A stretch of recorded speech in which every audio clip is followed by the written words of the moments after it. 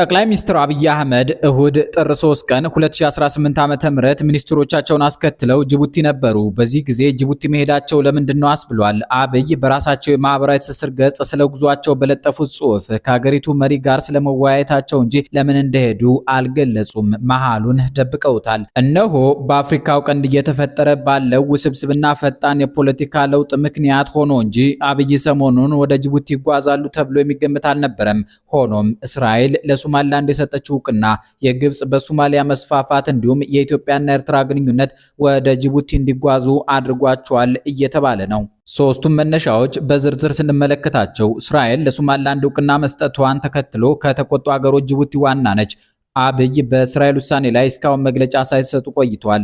ከማንም ቀድመው ለሶማሊላንድ እውቅና ለመስጠት ጫፍ ደርሰው የነበረ ቢሆንም ስለ ሰሞነኛው የእስራኤል እርምጃ በዝምታ ያለምን ምላሽ ሲከታተሉ እንደቆዩ ይነገርላቸዋል። አሁንም አቋም እንዳልያዙ ቢገመትም በዚህ ሳምንት አዲስ አበባ የቆዩት የቻይና ውጭ ጉዳይ ሚኒስትር ግፊት እንዳደረጉባቸው እንዲሁም ህንድ የሶማሊያን ጦር እየደገፈች መሆኑ ጅቡቲ እግር ስር ሳይጥላቸው እንዳልቀረ በሰፊው ተገምቷል። ቻይናም ሆነች ህንድ የአንዲት ሶማሊያ ደጋፊ መሆናቸው አብይ ከሶማሊላንድ ጋር የጠበቀ ትስስር ለመፍጠር አስፈርቷቸዋል። በተጨማሪም የቱርክ፣ ሳውዲ እና የአረብ ሊግ አባል ሀገራት ጫና ቀላል የሚባል አልሆነም። ሀያሉ አሜሪካ ሳትቀር ለሶማሊላንድ እውቅና ለመስጠት ካለችባቸው ምክንያቶች አንዱ የእነዚህን አካላት ጫና መፍራት እንደሆነ ይጠቀሳል። አብይ ትናንት እሁድ የጎበኙትን የዱራሌ ወደብ ግብጽ ልታለማው እንደሆነ ከሳምንት በፊት ተወርቶ ነበር። አብይን ወደ እስማኤል ኦማር ጊሌ ካስጓዟቸው ምክንያቶች ሌላኛው ነው ሊባልም ይችላል። የኢትዮጵያ የወደብ ኪራይ ለጅቡቲ ኢኮኖሚ ምሰሶ በመሆኑ ትንሹ ሀገር ግብጽን አስጠግታ ጉሮሮዋ እንዳትዘጋ አብይ የሚነግሯት ይመስላል። አብይ ኢትዮጵያ ዶራሌ ወደብን በሊዝ ገዝታ ለማልማት ከዚህ ቀደም መስማማታቸው ተጽፏል። ስምምነቱ እስካሁን ተግባራዊ ያልሆነው ገዢው የጅቡቲ ፓርቲ ወደቡ ለኢትዮጵያ ከንግድ ውጭ ወታደራዊ አገልግሎት እንዲሰጥ ባለመፍቀዱ ነበር። በዚህ ያልተደሰቱት አብይ አማራጭ ወደብ ፍለጋ ሲኳትኑ ከርመዋል። በተለይ የሶማሊላንዷ በርበራና የኤርትራዋ አሰብ የአብይ ዓይን የጋረፈባቸው ወደቦች ነበሩ።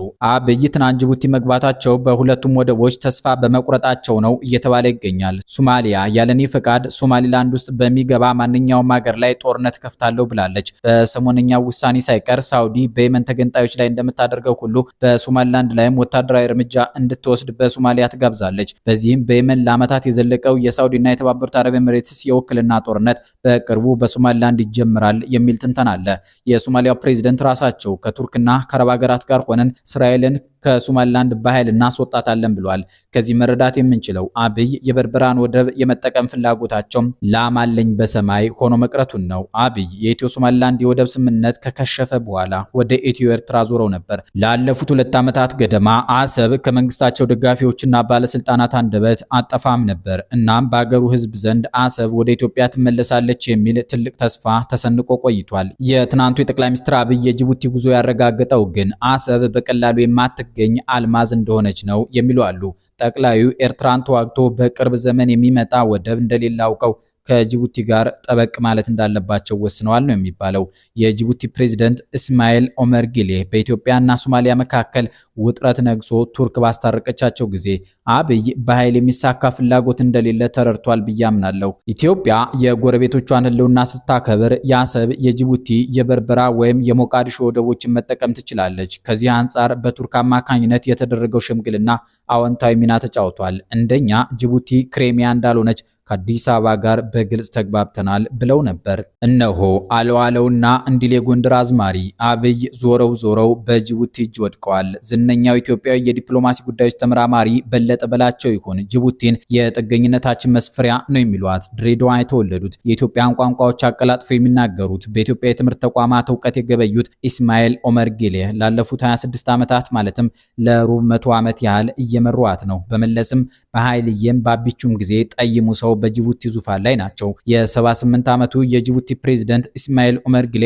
ወደብና የባህር በር ፍለጋ ላይ ላለው የሚኒሊክ ቤተመንግስት ቡድን ትኩስ ድንች ናቸው። እያቃጠሉ ግን ይበላሉ። በኢትዮጵያም ላይ ጨክነው አይጨክኑም ይባላል። አንድ አስተያየት ሰጪ በማህበራዊ ትስስር ገጻቸው ምንም ቢሆን ለኢትዮጵያ ከእስማኤል ኦመር ጊሌ የቀረበ ፕሬዝዳንት በጅቡቲ የሚሾም አይመስለኝም ማለታቸው አንድ ምልክት ነው።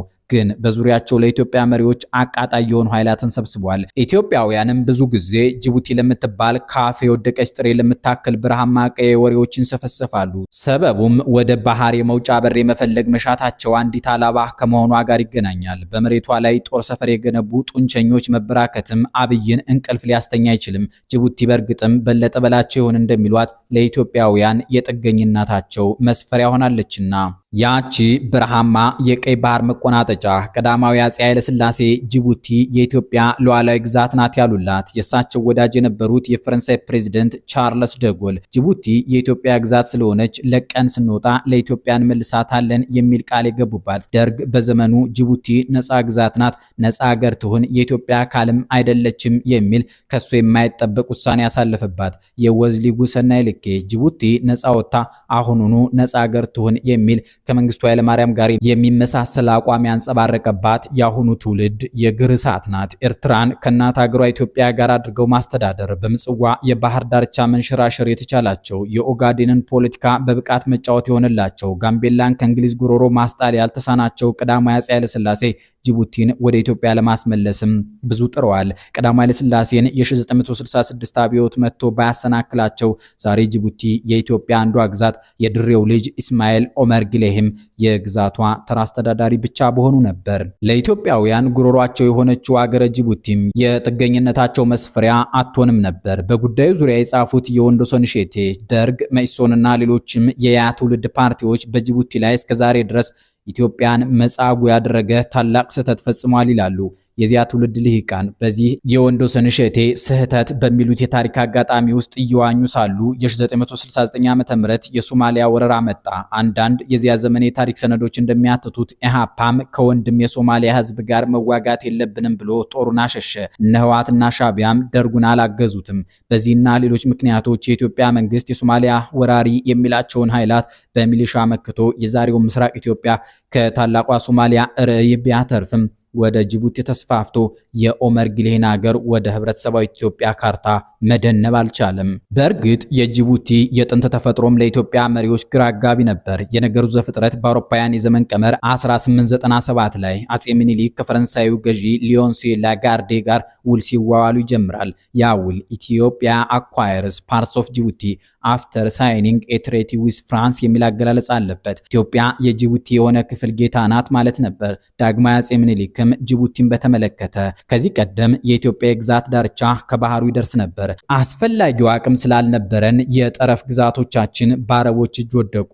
አሁንም የባህር ዳርቻ ግዛታችንን በኃይል የማስመለስ እቅድ የለንም። ነገር ግን ክርስቲያን የሆናችሁ ወንድሞቻችን የባህር ጠረፍ ግዛታችንን እንደምትመልሱልን፣ ካልሆነም ቋሚ የባህር መዳረሻ ቢሮ እንደምትሰጡን እናምናለን። ጥንታዊው የሀገራችን ግዛትም ከሃምቦስ ወደ ምስራቅ አቅጣጫ እስከ አሳል ባህር ከዚያም ከጥንት ጀምሮ ገባራችን የሆነውን የሙሐመዳን ፈሪን ግዛት ወደኛ በመተው እስከ አራፉል ይደርሳል እያሉ ቢከራከሩም ሰሚ አላገኙም።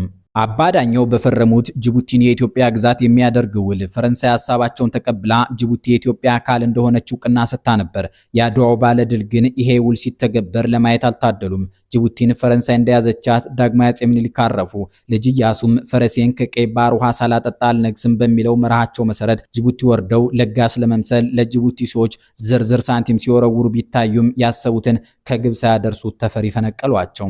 ዝነኛ የፈረንሳይ ፕሬዝዳንት ቻርልስ ደጎልም በውሉ መሰረት ፈረንሳይ ጅቡቲን ለቃ ስትወጣ ለኢትዮጵያ አስረክባ እንደምትወጣ ለንጉሥ ኃይለ ሥላሴ ቃል ገብተው ነበር። ግን በወቅቱ በነበረው የተወሳሰበ ዓለም አቀፍና የአፍሪካው ቀንድ ፖለቲካ ምክንያት ቻርልስ ደጎል ጅቡቲን በቶሎ ሊለቋትና ቃላቸውንም ሊጠብቁ አልቻሉም። ተፈሪ ቀዳማዊ ኃይለ ሥላሴ ከሆኑ በኋላም ጅቡቲ በኢኮኖሚ በሶሻልና በፖለቲካ በስትራቴጂ እንዲሁም በታሪክና ጂኦግራፊ አቀማመጥ የኢትዮጵያ አካል ናት። ኢሳና ዳል የሆኑ ኢትዮጵያውያን ነገዶች በብዛት የሚገኙት በኢትዮጵያ ውስጥ ሆኖ ሳለ በጅቡቲ የሚኖሩት አነስተኛ ቁጥር ያላቸው ኢሳና ዳል ገሚስ ጎናቸው ተቆርጦ ወደ ሌላ እንዲሆን አይፈልጉም።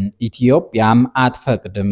የጅቡቲ ሕዝብ ስለ ራሱ ነጻነት ራሱ መወሰን አለበት ስትል ኢትዮጵያ የደገፈችው የጅቡቲ ሕዝብ ለራሱ ጠቃሚ ባልሆነው በተቃራኒው መንገድ እንደማይውልና ከማን ጋር እንደሚኖርም ሳይወስን አይቀርም በሚል እምነት ነው።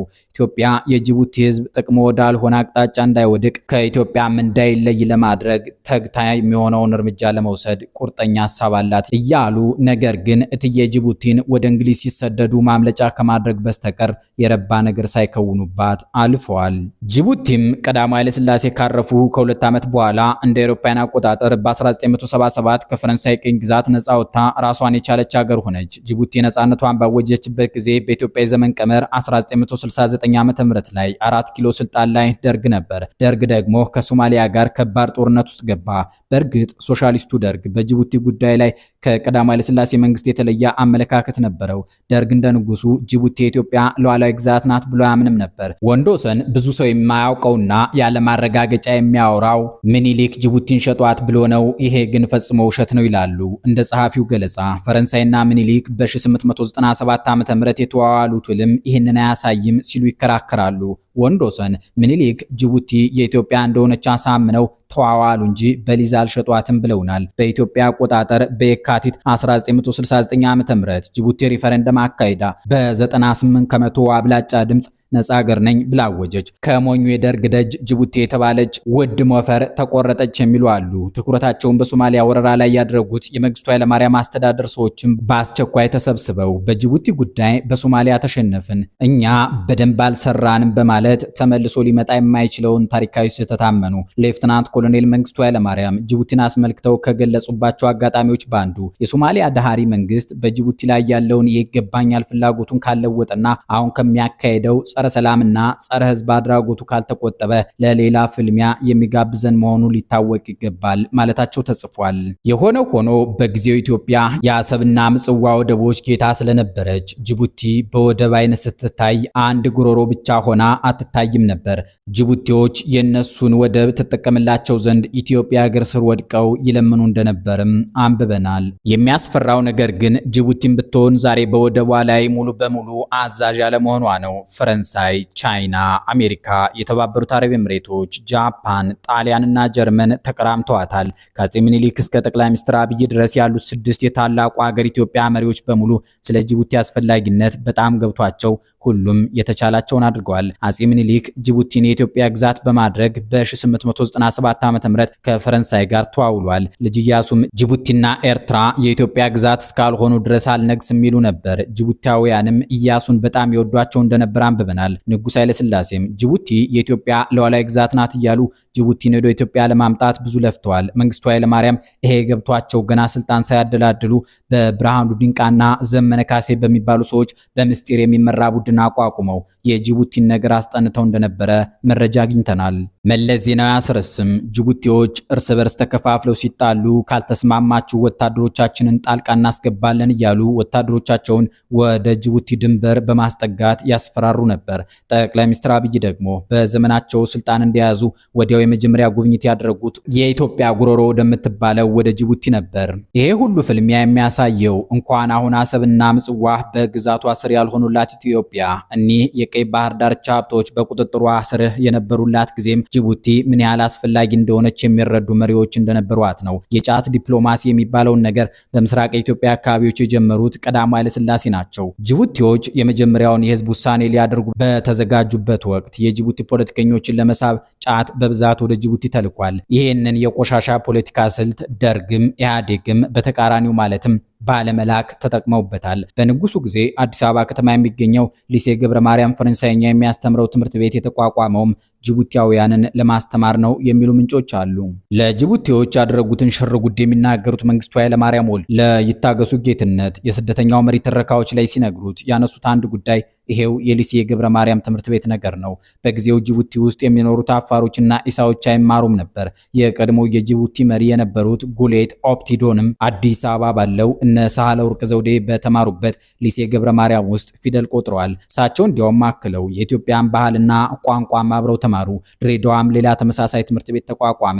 የአሁኑ የጅቡቲ ፕሬዝዳንት ኢስማኤል ኦመር ጊሌ የማይምነትን ጥላ ለመግፈፍ ድሬዳዋ መኖር ነበረባቸው። ኮሎኔል መንግስቱም ሶማሊያን በጦርነት ካሸነፉ በኋላ ሐረር ላይ ሶማሊያ ከዚህ በኋላ ጅቡቲን አጠቃለው ብትል ኢትዮጵያን እንደ መውረር ይቆጠራል ሲሉ መዛታቸው ይታወሳል። በዚያውም ለጅቡቲ አጋርነታቸውን ማሳዩ ማለት ነው። ሰኔ 2000 ዓ.ም በባተ ጊዜ ጅቡቲና ኤርትራ ራስ ዱሜራ በተባለው የድንበር ጉዳይ ሲጣሉ ጅቡቲ ኢትዮጵያ ታግዘኛለች ብላ ነበር። የጠበቀችውን ያህል እንዳላገኘች በጊዜው የወጡ ዘገባዎች አትተዋል። ያ ጸብ ለጊዜው ዛሬ በረድ ቢልም የተቋጨ አይመስልም የሚሉ አሉ። ኢሱ አስመራ ላይ እኒያን አሮጌ ህንፃዎች እያዩ መሞት ሲደብራቸው ሳዋ እያስገቡ ያሰለጠኑትን ወጣት ሰብስበው ነግጠሚኝ ሊሏት ይችላሉ። በተጨማሪም በአጠቃላይ ጅቡቲዎች ሀገራቸውን የማስተዳደር ስልጣን ከእጃቸው ወጥቷል። ጅቡቲ ከፈረንሳይ ቅኝ ተገዥነት ነፃ በወጣች ሰሞን ቀጣይ ዕጣ ፈንታዋን ለመወሰን የህዝብ ውሳኔ ባደረገች ጊዜ ለኢትዮጵያ ሚኒስትሮች በቃልና በጽሁፍ ምስጢራዊ ትዕዛዝ ተሰጥቶ ነበር። ትዕዛዙ የጅቡቲ ህዝብ ከፈረንሳይ ነፃ እንወጣለን፣ ነፃ ከወጣንም በኋላ ከኢትዮጵያ ጋር እንዋሃዳለን እንዲሉ ፖለቲካዊ ፕሮፓጋንዳና ስብከት እንዲደረግ ያለመ ነው። በኋላ ይህ አካሄድ ጅቡቲን የኔ ናት ከምትለው ከሶማሊያና ከፈረንሳይ ጋር ያጣላናል የሚል ሌላ ራስ ምታት ፈጠረ። በተጨማሪም ጅቡቲ እንደታሰበው ፈረንሳይን አልፈልግም ብላ ወደ ኢትዮጵያ ብትቀላቀል ኢትዮጵያ ጅቡቲን ለመቀበል በዚህ በኩል ምንም ዝግጅት አላደረገችም ነበር። ሶማሊያም ጅቡቲ የኔ ነች ብላ ጦር ይዛ ዳግም ወደ ውጊያ ብትገሰግስ ኢትዮጵያ ጦሯን ወደ ጅቡቲ ማስገባት ሊኖርባት ነው። ይሄ ደግሞ ኢትዮጵያን ወራሪ ያስብላታል። ስለዚህ የጊዜው ጀነራል አበበ ጦር ድንበር ላይ ሆኖ ሶማሊያን መጠባበቅ ጀመረ። ይህንን ራሳቸው መንግስቱም ለይታገሱ ነግረውት እየተነበበ ይገኛል። በኢትዮ ጅቡቲ ድንበር አካባቢ ጦር ከማስፈር በተጨማሪ የጅቡቲን ፖለቲከኞች ለመሳብ ጫት ወደ ጅቡቲ በገፍ ሲላክም ነበር። የብርቱካን እቅድ የሚል ጉዳይ ተቀርጾ የአፋር ወጣቶችን በገፍ ወደ ጅቡቲ ማስገባትም እንዲሁ የተደረገ ሌላ ተግባር ነው። አፋሮችን ማሰርግ ያስፈልገው ሶማሌዎችን በብዛት በመብለጥ ወደ ኢትዮጵያ የሚያደላ ድምጽ ለማግኘት ነው። የሆነ ሆኖ ጅቡቲ ራሴን የቻልኩ ሀገር ነኝ አለችና የኢትዮጵያ ጥገኝነት መስፈሪያ ሆና አረፈችው። ጅቡቲ ከአክሱም ዘመነ መንግስት ጀምሮ በኢትዮጵያ ስር እንደነበረችና እስልምና በሰባተኛው ክፍለ ዘመን በዓለም ላይ ብሎም በአፍሪካ ቀንድ ሲስፋፋ ጅቡቲም በእስላሞች ተይዛ ከኢትዮጵያ እንደተነጠለች አንዳንድ መዛግብት ያስረዳሉ። ዝነኛው የታሪክ ሰው ሄሮዶተስም ጅቡቲዎችን ኢትዮጵያውያንን የገለጸባቸውን ቃላት ተጠቅሞ ቆንጆና ረጃጅሞች ይላቸዋል። የፋርሱ ንጉስ ካምቢሰስ ግብፅን ካሸነፈ በኋላ ወደ ኢትዮጵያ ምስራቃዊ ክፍል መልእክተኛ እንደላከ ይነገራል። ኢትዮጵያዊት የምትባለው የግብፅ ፈርዖናዊ አስተዳደር ንግስት ሀፕቱሸት በፑንትላንድ ስርወ መንግስት ስር ጅቡቲ እንዳስተዳደረች አንብበናል። ኢማም አህመድ ኢብን አልጋዚ የአበሻ ቄሶች ግራኝ አህመድ የሚሏቸው ማለት ነው። አጼ ዘርዓ ያዕቆብ፣ አምደ ጽዮን ኢትዮጵያውያን አዳሎችና ኢፋቶች ጅቡቲን አስተዳድረዋታል። ጅቡቲ እስከ አጼ ዮሐንስ አራተኛ አስተዳደር ጊዜ ድረስ በኢትዮጵያ ስር እንደነበረች ይነገራል። ጅቡቲን ኦቦክም ይሏታል። የአፋር ሱልጣን ለፈረንሳይ እንደሸጣት ተጽፏል።